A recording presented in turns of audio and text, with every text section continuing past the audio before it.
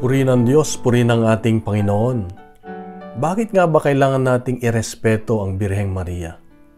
Sa Ebanghelyo ngayon, makikita natin na bago nalagutan ng hininga si Jesus sa krus, ay kanyang ipinagkatiwala ang kanyang ina sa kanyang alagad na si Juan. At sabi niya, "Ginang, ito ang iyong anak. Anak, ito ang iyong ina."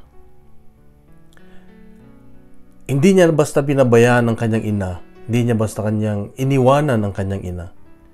Bagkus ay pinagkatiwala niya sa kanyang alagad at sa kanyang mga alagad at sa atin ang kanyang ina upang siya ay bigyan natin ng respeto, bigyan natin ng paggalang at bigyan natin ng pagmamahal. At ganun din ang si Maria na kanyang mamahalin ang kanyang anak na si Juan. Tayo.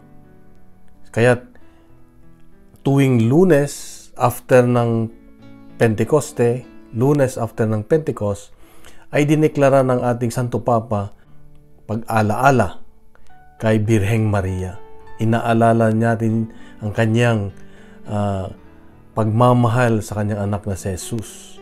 Inaalala natin ang pagiging modelo niya sa pananampalataya na kahit hindi niya naintindihan nung una ay sinabi niya, "Mangyari nawa ang kalooban mo."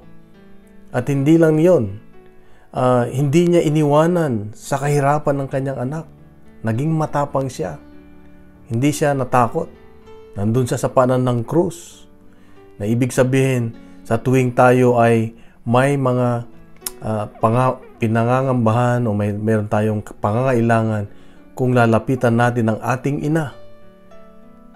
Dahil ina na rin ang tawag sa kanya kasi pinagkatiwala sa atin ni Jesus, ay darating siya at tayo ay sasamahan at tutulungan niya tayo na dalhin ang ating mga panalangin sa kanyang anak na si Jesus. Kapatid, ang ina ni Jesus ay ina rin natin dahil sinabi ni Jesus na magiging ina rin natin siya. Mahalin natin siya at tayo ating igalang at respetuhin lagi dahil hindi niya tayo pababayaan.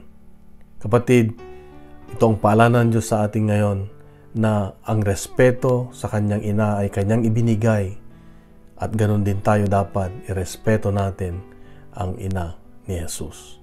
Mahal ka ng Diyos, mahal tayo ng Diyos. Bukas muli, meron siyang magandang mensahe sa atin. Pagkalat natin ang mabuting balita. Isang papagpalang araw sa iyo at sa iyong mga mahal sa buhay. God bless.